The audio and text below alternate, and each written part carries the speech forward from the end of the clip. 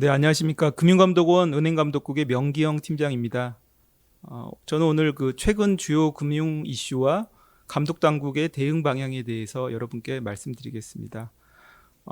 금년 초에 그 미국의 그 실리콘밸리 은행을 중심으로 몇 개 그 소규모 은행의 파산 사태가 있었는데요.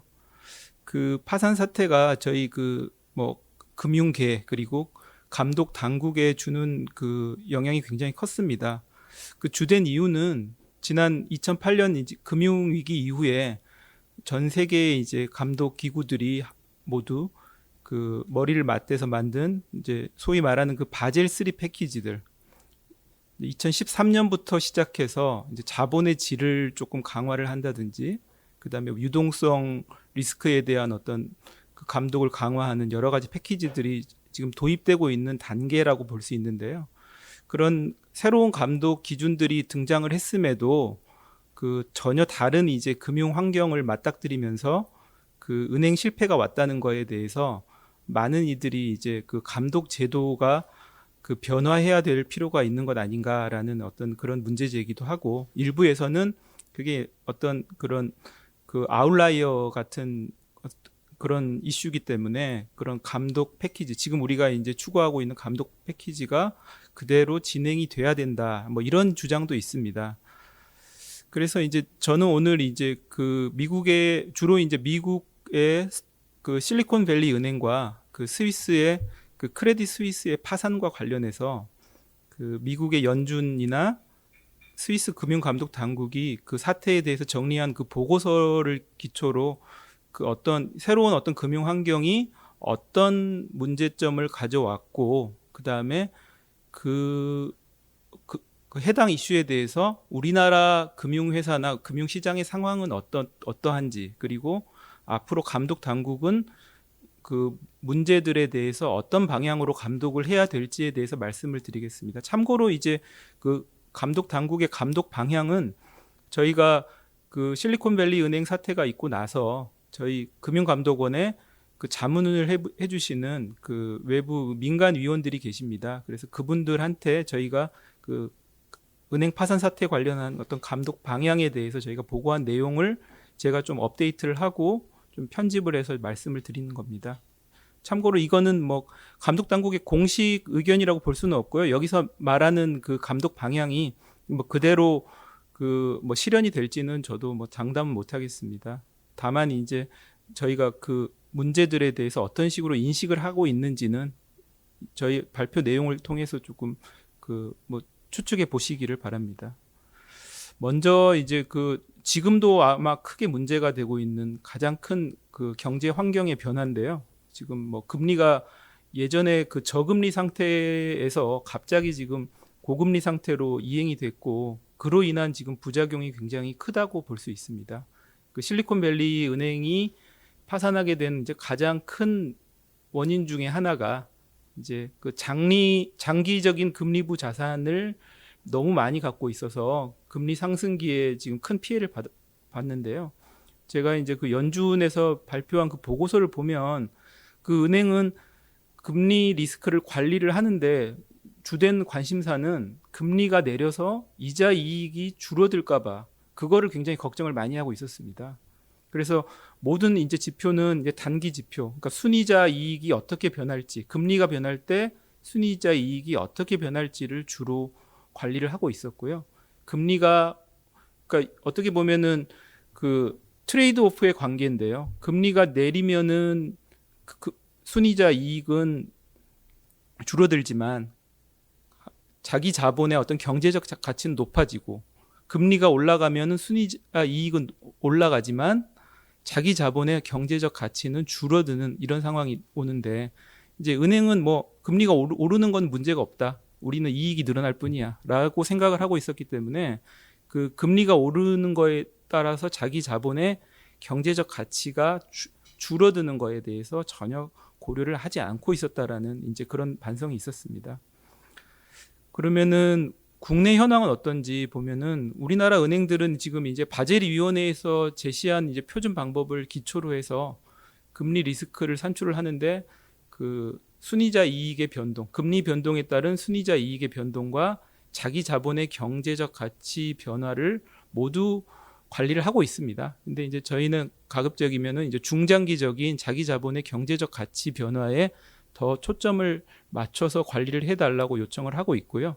실제로 이제 그런 그 관리하는 지표가 그 은행의 기본 자본의 15%를 초과해서 변동을 할 때는 주의은행으로 선정해서 원인을 파악을 하고 대책을 강구토록 하고 있습니다. 그래서 그 실제로 그러면 어떤 정도로 관리가 되고 있냐 보면은 전반적으로는 잘 관리가 있으나 일시적으로 이 15%를 넘어가는 경우들이 가끔 생기고 있습니다.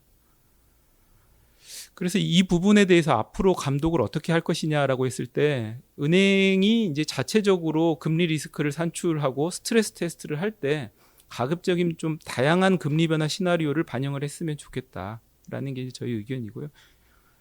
그 다음에 이제 뭐 저희뿐만 아니라 지금 이제 바젤 위원회도 지금 뭐 아까 말씀드렸다시피 이제 표준적인 금리 충격을 제시를 하고 규모를 제시를 하고 거기에 따라서 관리를 하도록 하고 있는데 과거 이제 저금리 환경에는 바젤 위원회가 제시한 표준 금리 충격이 너무 과혹하다. 너무 이거는 많이 움직이는 거다라는 비판이 있었는데 오히려 이번에 그런 그 실리콘밸리 은행 사태가 나고 난 후로는 이 표준 금리 충격을 좀 강화해야 되는 거 아니냐. 훨씬 더 보수적으로 봐야 되는 거 아니냐라는 그런 또 그 반대의 또 목소리가 커지면서 지금 현재 이제 바젤 위원회 자체가 그 회원국들을 상대로 지금 현재 각국에서 금리 리스크를 어떻게 관리를 하고 있는지를 조사를 하면서 그 표준 금리 리스크 시나리오를 변경하는 작업을 추진 중이고요. 저희도 거기에 지금 참여를 하고 있습니다. 그래서 이 부분은 조금 뭐 당장 나올 건 아니지만 바젤 위원회의 그 표준 금리 충격 시나리오가 새로 개정이 되고 거기에 따른 이제 그 은행 계정의 금리 리스크를 관리하는 그 표준적인 어떤 규제 체계가 마련이 되면 그거를 또 저희도 국내에 도입할 예정입니다. 그리고 뭐 그 다음 이슈는 그 유가증권에 대한 그 미실현 손익 문제입니다. 그 다들 잘 아시다시피 이제 실리콘밸리 은행이 뭐 만기가 긴 유가증권을 많이 갖고 있다가 그 예금자들의 그 예금 인출에 대응하기 위해서 중도의 만기 보유 증권들을 많이 매각을 했고 그것 때문에 급속히 그 은행의 대차대조표가 악화됐다라는 것을 저희가 이제 언론 보도를 통해서 알고 있는데요. 심지어는 그 매도 가능 증권의 미실현 손익을 자본 비율 계산 시에 반영하지도 않았습니다. 이는 이제 미국의 좀 독특한 그 규제 체계 때문인데요. 그 미국에서는 그 아주 대형 은행을 제외한 많은 은행들에 대해서 매도 가능 증권의 미실현 손익을 그 BS에는 계상을 하되 자본 비율 계상할 때는 은행이 선택해서 그거를 반영하지 않을 수 있도록 그걸 허용을 해줬었습니다. 과거에. 그래서 이제 약간 이제 BIS 비율이 왜곡이 됐다고 볼 수 있는데요. 우리나라 같은 경우는 일단 그 유가증권 보유 규모가 이제 미국 은행들에 비해서 상당히 좀 적은 편이고요.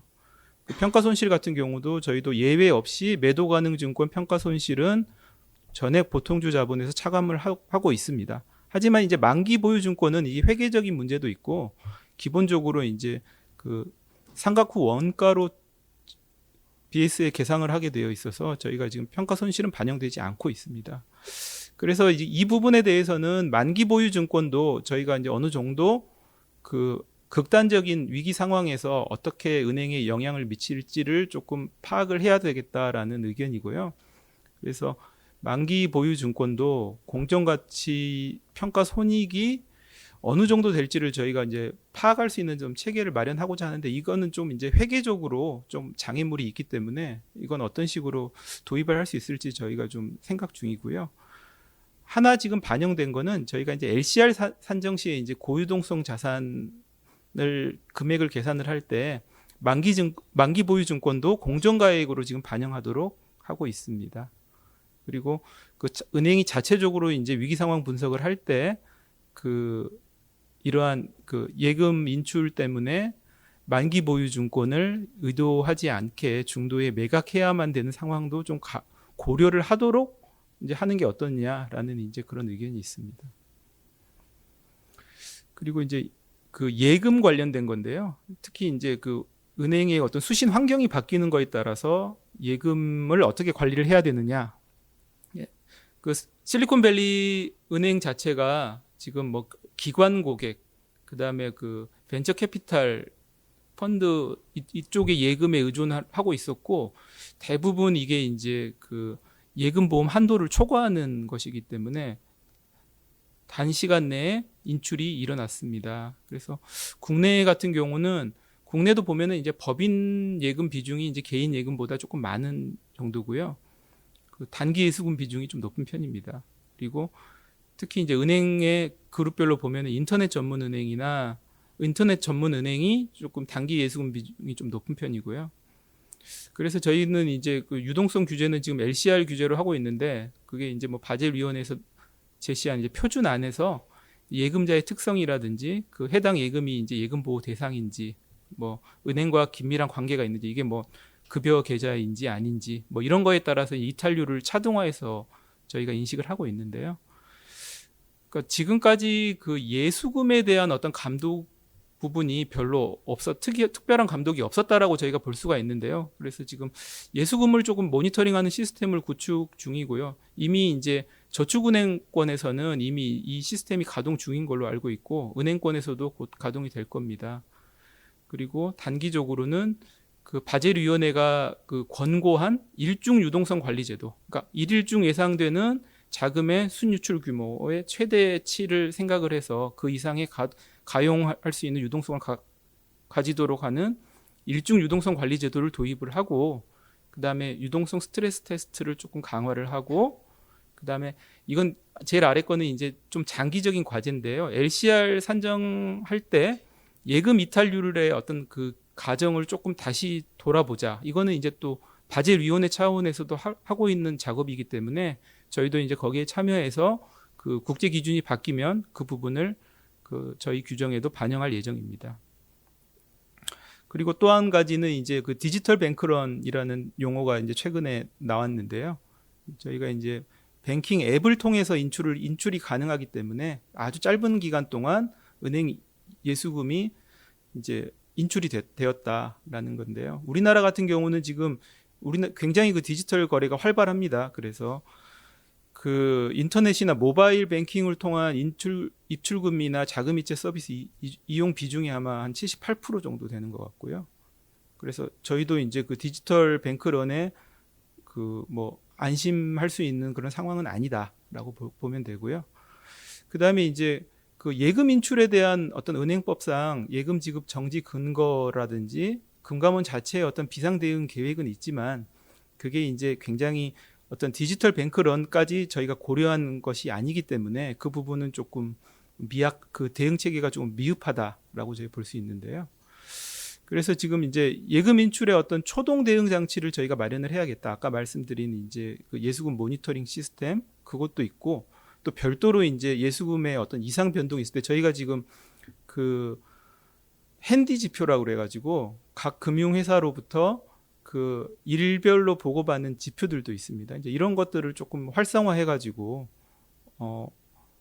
예수금에 어떤 이상이 생겼을 때 바로 좀 초동 대처를 할 수 있는 그런 장치를 좀 마련을 해야겠다라는 거고요.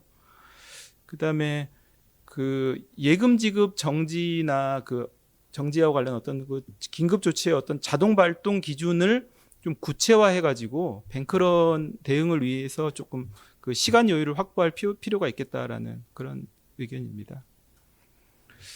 그리고 그 다음에는 이제 그 우리 이제 은행 정리나 이제 구조조정 관련해가지고 이번에 등장한 이슈는 다들 아시겠지만 그 크레딧 스위스의 그 신종 자본증권은 전액 상각했는데 주주들에게는 그 UBS의 그 주식을 일부를 제공을 해줌에 따라서 오히려 채권자가 그 변제의 우선순위에서 뒤로 밀리는 이제 그런 사태가 발생을 한 적이 있습니다.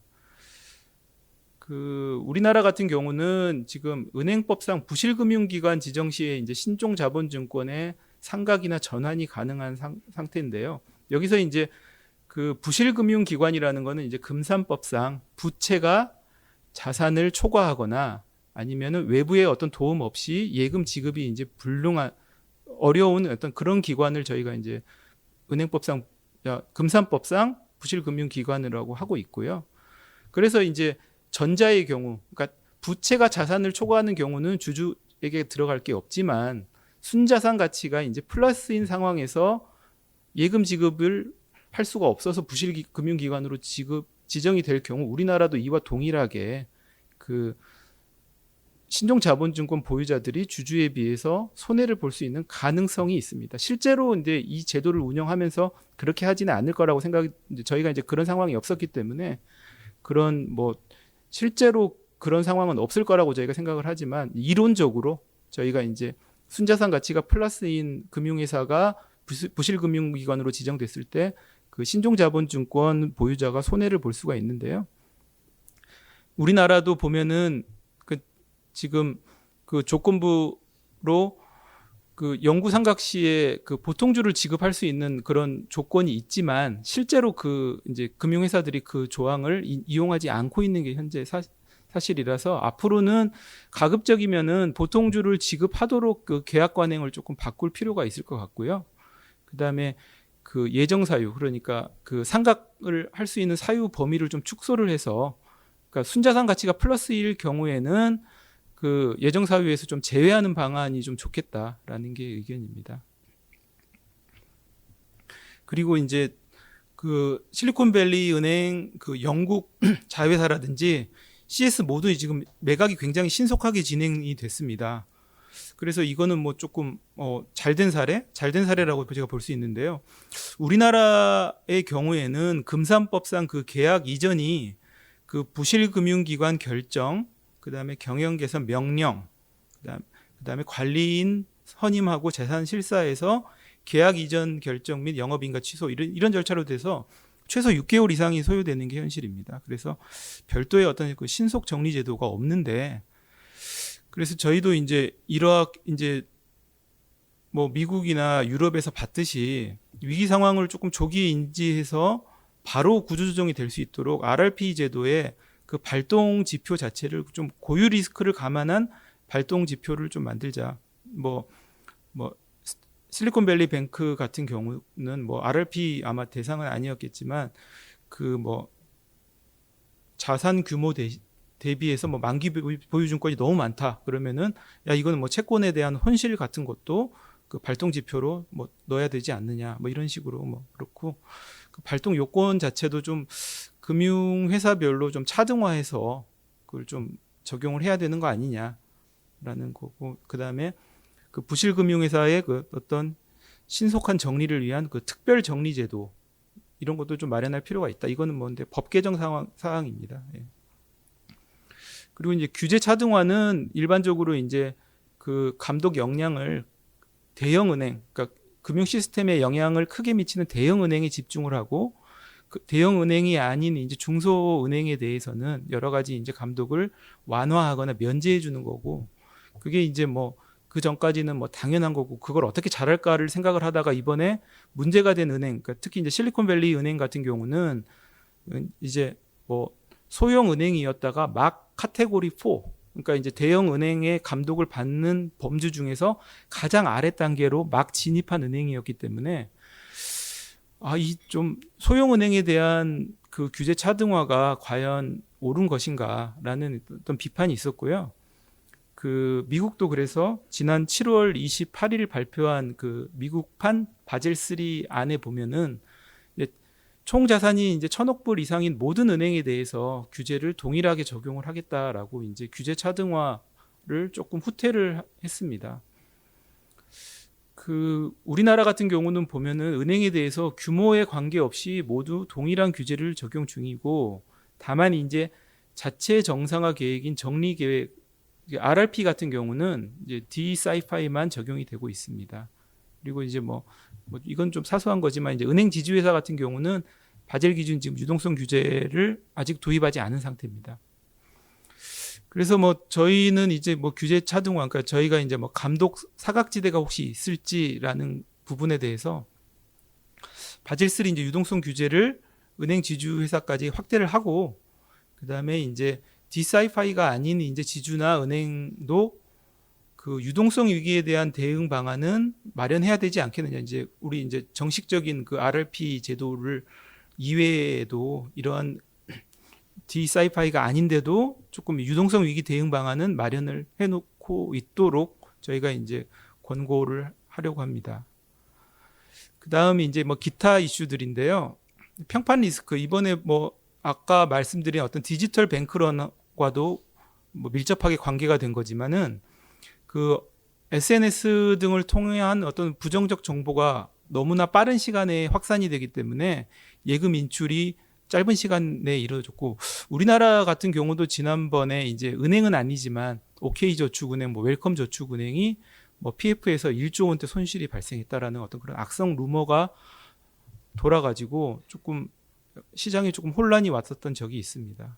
그러니까 우리나라 같은 경우는 지금 평판 리스크를 그 은행의 그 내부 자본 적정성 평가할 때 평판 리스크를 별도로 구분해서 인식을 하거나 기타 리스크에 포함해서 이에 대한 어떤 내부 자본을 좀 산출을 하고 있습니다. 하지만 이게 평판 리스크가 자본 관리 측면으로만 이게 그 관리가 가능한 건 아닌 것 같고요. 그래서 유동성 위기 대응에는 좀 한계가 존재한 상황입니다.